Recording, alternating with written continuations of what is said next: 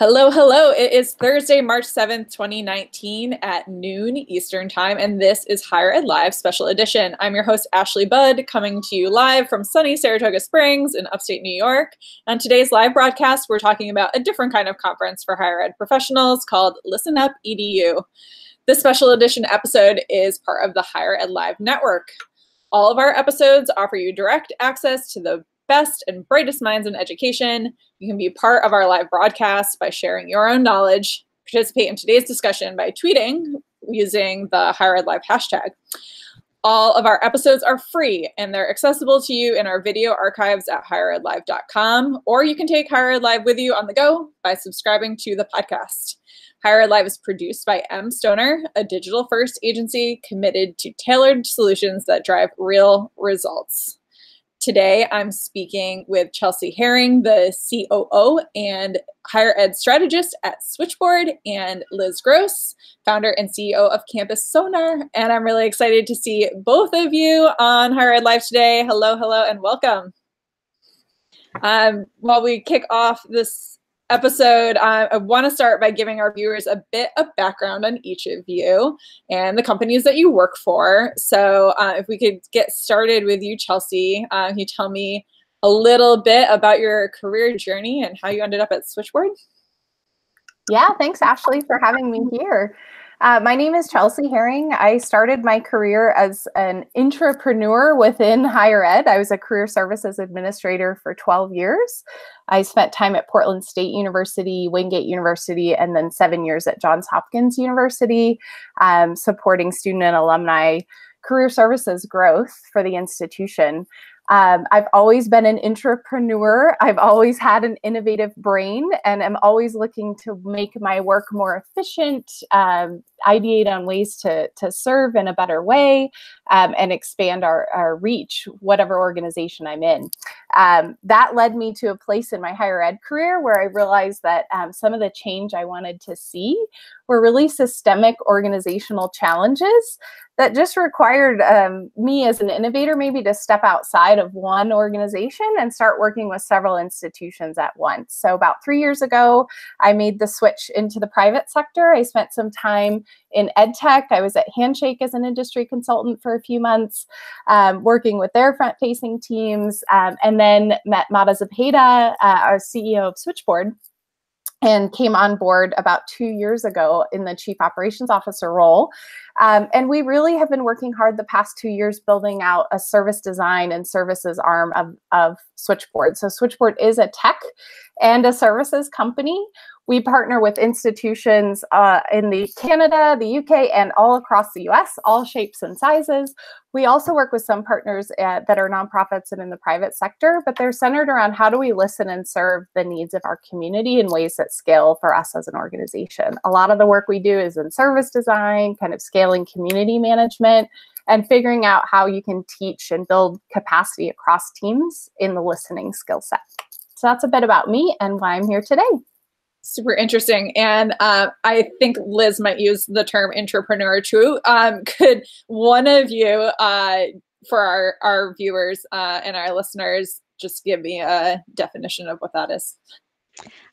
I'm curious to know if we would use the same exact definition, but for me, it is the idea of acting as an entrepreneur, building new ideas, building new strategies, even potentially, new companies, new initiatives from within a larger organization, within that structure, potentially within bureaucracy, and just taking that innovative entrepreneurial look at something without being out on your own. Yeah, we've seen a lot of head nodding from Chelsea, so sounds like ditto. Sounds like a fair definition. Awesome. So Liz, so good to see you. I'm looking forward to seeing you in person next week and then again next month. We're spending a lot of time together this year. Yeah, it's awesome. Tell us a bit about your journey and in your new startup at Campus Sonar. Certainly. So my journey also started on campus. I was in a mixture of student affairs and marketing and communication roles, first at the University of Wisconsin-Milwaukee for a little over 5 years, and then at the University of Wisconsin-Waukesha, which is how you pronounce that, for a couple of years before switching to the private sector, or as I like to say, higher ed adjacent, in late 2012 when I started working for the student loan servicing arm of Great Lakes Higher Education Corporation, and really made that switch because I wanted to focus on social media and engagement strategies with higher ed. And they had an opportunity to do that with millions of students at many, many different campuses.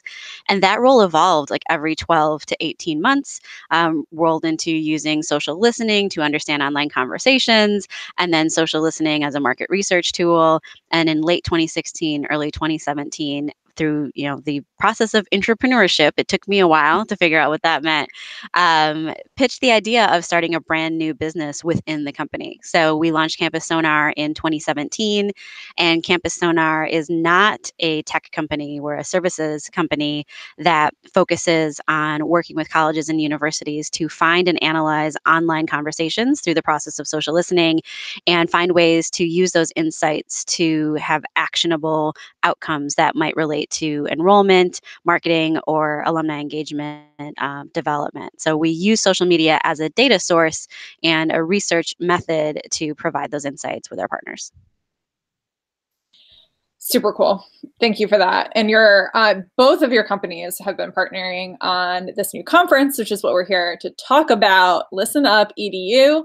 I'm curious where the inspiration came from. So was this, whose brainchild or what collective brainchildren was this, and how did it get off the ground last year?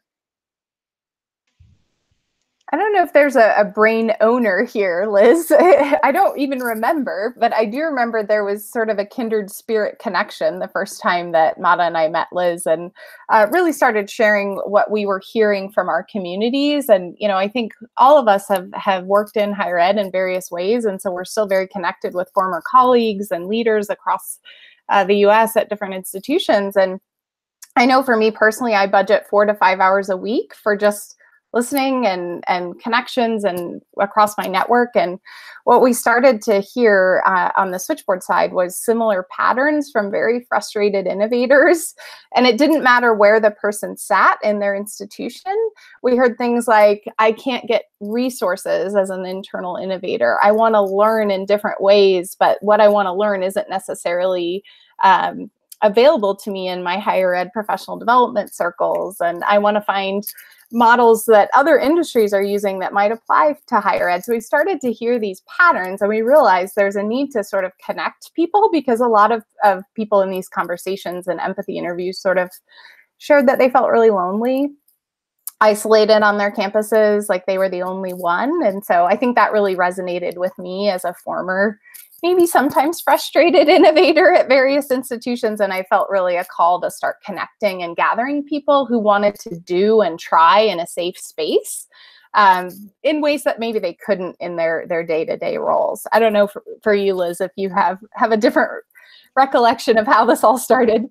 I do remember the conversation we had. I think it was spring of last year, the three of us on the phone. And it was the first time I ever spoke with somebody who said that their work was also focused around listening. The way we go about listening and what we do with that in practice varies between the two companies. But I remember writing on a piece of paper, like, Campus Sonar and Switchboard share an ethos of listening.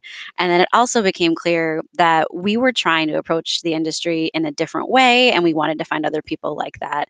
And that those people were on campus, off campus, and all these other functional areas. So we coalesced, like Chelsea said, around this idea of listening cross-functionally for outcomes, for leadership development, for networking. And somehow we launched a conference a few months later. The first Listen Up was in October of 2018. And within a few hours of it ending, we had sort of committed to doing it again because we had such a blast. So it's a labor of love between the teams at Campus Sonar and Switchboard, and then the industry folks that come in to join us as speakers and facilitators and attendees. Really cool. So yeah, I want to get into even more details about that. So, and you're coming up with conference number 2, less than a year out from conference number 1. So spinning this up real quick, I had the great privilege to be a part of the first conference. It was in Chicago at a really cool venue. And I could tell you all about it, but maybe you could tell me why you picked Catalyst Ranch and this unique kind of setup for the first conference, because that was really different. Yeah, I think when you're doing deep listening work, it's really hard to do that work in a physical space that isn't conducive for creativity, sort of vulnerability, and allowing for connection and inspiration. And so Catalyst Ranch very much had a creative, sort of intuitive vintage vibe. And there were several different breakout areas. I think it allowed for just natural collaboration given the energy in the space itself. We really wanted to create a physical space that felt different from kind of the hotel conference rooms that we've been hanging out in for so many years, and allow people a different experience. I think on the Switchboard side, we really kind of mirrored it off of, there's several innovative design studios in Portland, Oregon, where we are located. It's where the upcoming conference will be. And we wanted to kind of create that space that we've seen really play out in the Portland design community for our attendees and participants. Yeah, you did find a bit of Portland in Chicago. Yes. Yeah, yeah, you did. Very creative space, much vintage. Yeah, that might be their tagline. Cool. So, Liz, can you tell me some of the other highlights or outcomes? You know, you said that even within a few hours of wrapping the first conference, you knew it was something that would be worth doing again. So what were those, those big highlights that you saw play out? Yeah, so it was fantastic to hear people say, like, this is something so different. I didn't know that I needed it. It was sort of the light bulb going off with people, with a really good intersection of networking and people and content and learning in a way that they hadn't thought of it before. When I look through our feedback from last year, a lot of the things that people say was the best part of the conference either had to do with people or ideas. So it was folks that they met. And one of the things I loved coming out of the conference, when it closed, Chelsea told the entire attendee group, if there was somebody here that you didn't meet, that you meant to meet, like, let us know and we'll make that connection for you. So we were even making intentional connections after the conference was over for people that didn't have a chance to connect one-on-one. I also talked to some attendees that told me about relationships they made or ideas they implemented that had an impact on their work, like, already. So within the last 6 months. And it was just this amazing chance to think differently with creative, innovative people from all around campus, all around the country. One of the comments on Twitter that really stood out to me was, this was such a cool event. I don't know if I want to tell you about it because I want to keep it small and intimate. Like, we would love for you to come join us, but it will always be an intentionally small event. This is not going to be something with 400 or 500 people.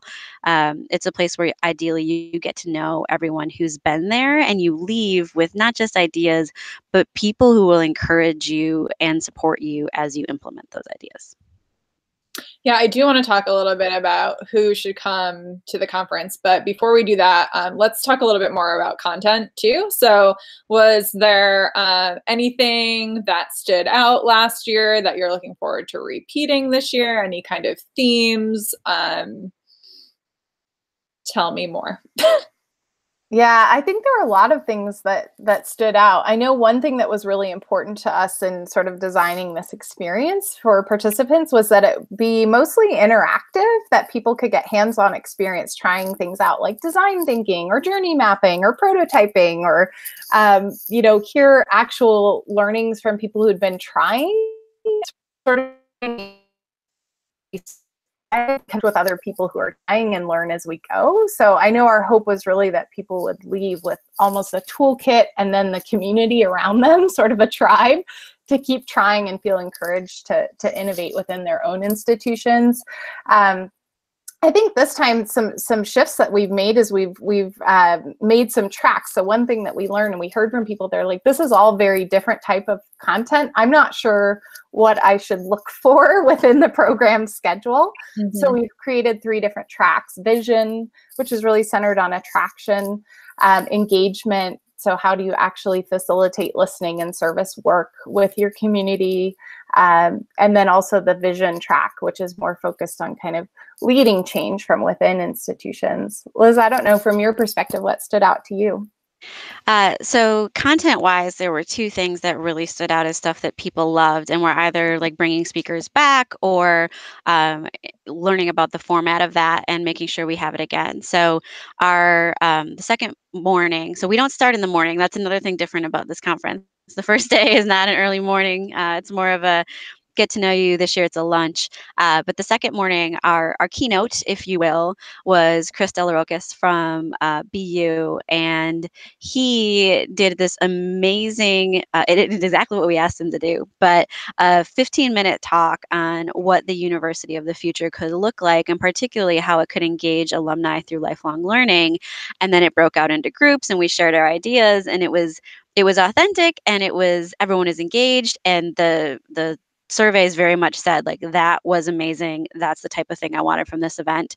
I think another one that stood out in surveys was Amma Marfo's workshop around creativity and thinking about everyday problems through a creative lens. So she will be back this year, looking at a slightly different aspect of her work. Those were big. The other things that stand out to me, kind of how Chelsea said, we built tracks because we heard from people that they needed a bit more guidance. We've also adjusted our session format a little bit more. We heard from people that, there was just so much going on. They needed some time to decompress, particularly introverts, because this is a lot of interaction with people. And as an introvert, I was in that camp. And some people just wanted to be present, but knew they needed to check in with the office. So we actually have introvert and email breaks in the conference this year, so that people have an intentional time to step back from all the interaction, do what they need to do, either internally or back at home, and then jump back in and do what it is that they want to accomplish. Cool. Super cool. Yeah. I'm excited to hear more about what people can expect in Portland, but let's talk about who these people are, because we keep coming back to networking. Come find your tribe. How do I know I'm part of this tribe? Maybe it's just the fact that I'm listening to this right now is a good indicator, but tell me a little bit more about who should attend this conference, and who you're designing it for. So when you're making these decisions, who's the attendee that you have in mind? Yeah, it's a really good question, Ashley, because I think, sure, there's a persona, if you will, of who we kind of design this experience for. But I think what we learned from the first gathering in Chicago is that there really is a diverse group of people. And I mean that we had a wide range of experience levels, just different industry experience in terms of both higher ed and outside of higher ed experience they were bringing in. Some of our speakers and facilitators were not currently working for institutions of higher ed. So there was just diversity in kind of where people were coming from. Some of the common themes, I think, are around what people are curious about, I noticed. So I think everyone coming had one, they were very curious about what was this all about. I think two, they really resonated with this concept of listening. I think when we do work with organizations, it sounds so simple, like we need to better listen to the needs of our community. But when put into practice, we're finding it's a skill that most organizations don't have competency built around. And so I think there was a shared understanding of kind of the listening skill set as we're automating everything, becoming real important. And that has to sort of happen amongst other humans and in person. So I think there was definitely that acknowledgement of listening as an important skill. And then I think there was sort of this shared understanding across participants that I noticed that there needs to be more discussion and collaboration around how institutions can provide infrastructure for change. So how do you drive through your operations and systems and campus workflows change with very limited resources? And so that came up a lot in some of the different sessions and conversations I had. What do you think, Liz? Echo everything that you say. I pulled up the blog post that I wrote on this because I spent some time thinking about like what what I think a ListenUp attendee looks like and feels like. And some of the words that came to mind were forward-thinking, creative, self-motivated, lifelong learners. Always feel like a little bit different than maybe what they're expected to be or what other people think they should be. We saw a lot of people last year, and I think we will again this year, who are maybe the only person in their organization that is working on a particular idea that is new or a different way of doing something. We do have folks coming this year that are both on and off campus. Those off campus folks, I know there's a data scientist coming from a higher ed adjacent agency. There's someone who I believe is going to be coming, I hope you're listening, that works for like an international exchange organization.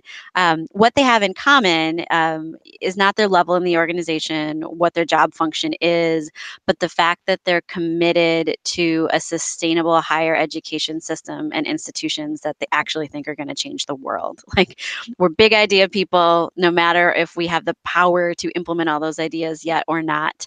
It is for people that are addicted to learning, love expanding their circles and meeting new people, and just get really jazzed up about ideas and don't want the same old conference program over and over again. Awesome. So if I could just add a little of my own insight from being there last year, both as a I would say primarily as an attendee, but also a facilitator of one session, that, if you're someone, I often am hesitant to try a new conference because I'm the kind of person who likes to speak. I have ideas, and when I go to conferences, I really kick myself if I hadn't put a proposal in to speak or like get my ideas out in front of the conference. If you're that kind of person like me, this is a great place to go because it is so interactive. If you have ideas, if you have something to say about higher education, you're going to get the opportunity to say that in a room full of people who are listening, who are like really interested in your ideas. So I would say, that, and not to say that you have to be this extroverted person that is going to take over a room. If you're just passionate and you want to be an active participant, this is that kind of vibe. And Liz, I hope you share that blog post. If you share it on Twitter, we'll make sure it gets out on the Higher Ed Live handle. And I also want to say, like, one of the things that I learned last year came from another attendee who was sitting next to me. And we were in a very practical listening session. Like, this one was about physically listening with your ears and how to do it. And someone in the audience shared a technique that had been passed down to her, and she shared it with us. And it was just simply, when someone else is talking and you want to chime in, count to 5 before you do. Just give yourself a 5, 4, 3, 2, 1 countdown before you interrupt that person and want to chime in. And that was so helpful for me because I'm a Budinsky. I'm the kind of person in a meeting who, like, oh my God, I want to talk about that too. I want to say this thing. And yes, I'm excited and I want to join in, but using that technique and listening to someone finish their thought was a big learning experience for me. So, and I just want to add that, like, that came from not the facilitator, from someone else who had something great to share in that session. Cool. We've got a few more minutes left. I want to talk like more details about Portland. So especially for people who are already registered for the conference, what can they expect? Any kind of insider tips? And anything else you want to add as we wrap things up? So yeah, let's talk Portland now. What's the deal? It's going to be so great. And Chelsea is on the ground in Portland. So I would love for you to tell us about like our space and our food and all that cool stuff. Maybe slightly biased as a Portland native. I have lived in many different cities throughout my career, but I still call Portland home. And you can absolutely expect incredible food. If you haven't been to Portland, we are very much a foodie city. And there's lots of different forms of food and different types of food. So the food alone is going to be, I think, stellar and really different than what you're used to. The location is in Northwest Portland. It's known as sort of the Pearl District. Growing up as a kid, it used to be like kind of the gritty industrial part of the city. And now that has completely changed. It is the glitzy glam part of downtown, if Portland has that. The space we're in, it's an eco-trust building. You can definitely anticipate a Northwest Zen vibe. There's a lot of natural wood. It has flow similar to Catalyst Ranch, where there's different breakout rooms, but there's also collaboration spaces. There's space if you are traveling and you just need a break, or you're a nursing mom, there's space for you to retreat for a little bit there. And it's very walkable around some of the most vibrant parts of the city. So Portland is also known for our small business collaboration community and community of entrepreneurs. And so almost every piece and every partner that we're bringing into the event, we've tried to keep it a small and local partnership. So you're going to get to meet some of the entrepreneurs and business owners that are in our Portland community and right in our backyard and are supporting our work at Switchboard. And we're happy to kind of introduce attendees to them as well. Yeah. If you're curious about logistics, it's a smaller event. We don't have massive hotel blocks. So there's a discount code or two on the website, but you can stay anywhere where you're comfortable within walking or train distance from the EcoTrust building. That would be fine. There's not a massive like Marriott or something that we're all staying in. Looking at our schedule, another thing I like is that it's not the same type of thing over and over again with just another flavor. So we start with lunch and activities to get to know folks. Then we do have a whole group session that Switchboard and Campus Sonar is going to facilitate about listening and innovation. And then that evening before dinner, we have a series of like lightning or TED Talk type speakers. And I'm really excited about this lineup because it is really indicative of the fact that anyone from higher ed could come to this conference. Anyone from higher ed or even related to higher ed that is fascinating and has something to do with listening is on this schedule. So Tricia Seifert from Montana State is going to kick us off with some ideas that she found from listening to first generation college students and particularly underserved rural high school students that led to the development of a board game and soon to be app that teaches the hidden curriculum.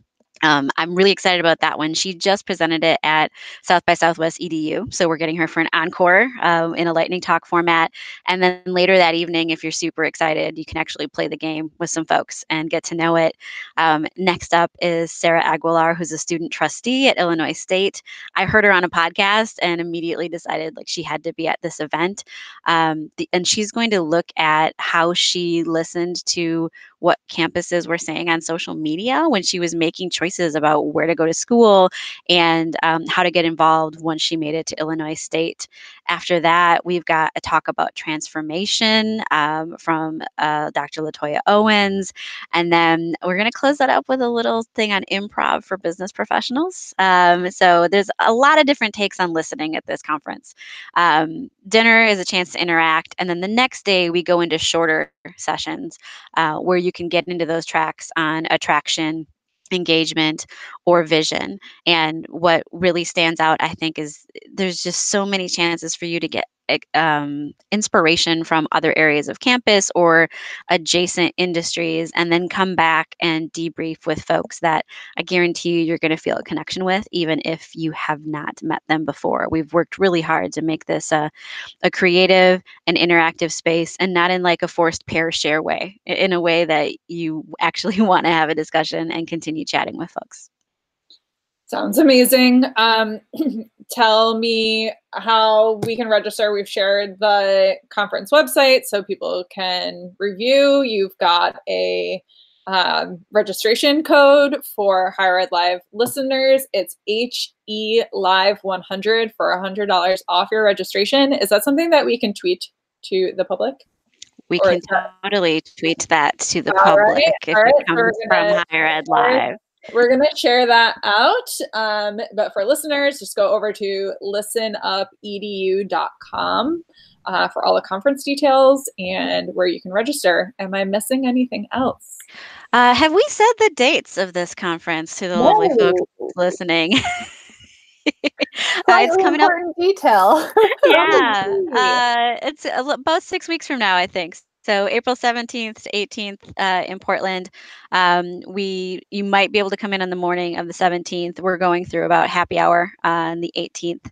And the vast majority of the Campus Sonar team will be there. I suspect you'll see most of the switchboard team. And when you're on the ground, want stuff to do, tweet us, let us know what you need.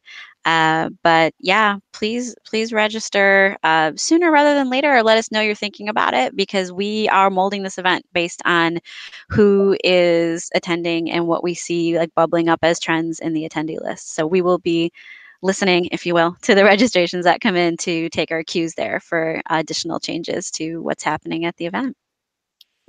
Awesome. I'm glad we did not miss that major detail. Thank you, Liz. And thank you always to our program sponsor, Stoner. It's been so nice talking with both of you today, and I hope you have a wonderful conference this year in Portland. Thanks, Ashley. Thanks, Ashley. All right, bye.